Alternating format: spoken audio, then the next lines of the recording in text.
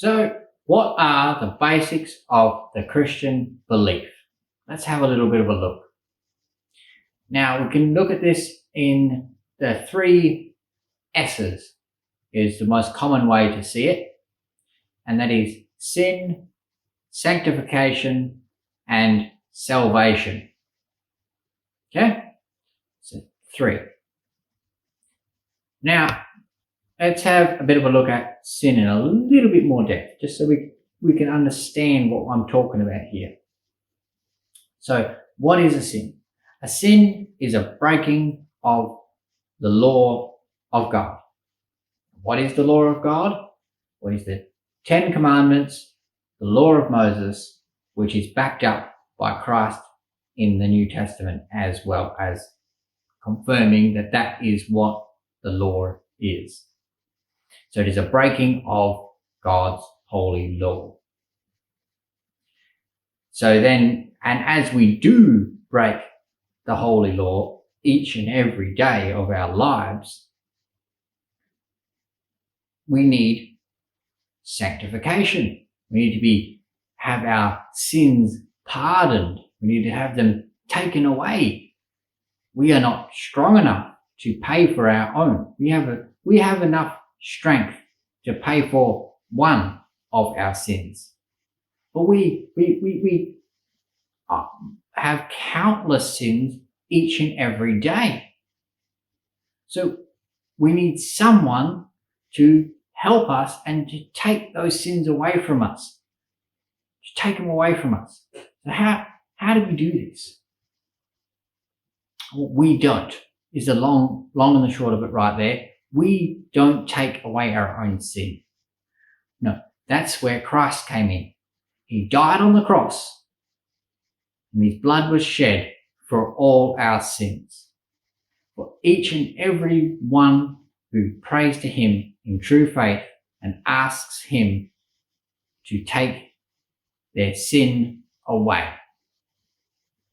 Because he not only lived a righteous life, but he also took our sin away. He paid for our sin. And then we get to salvation.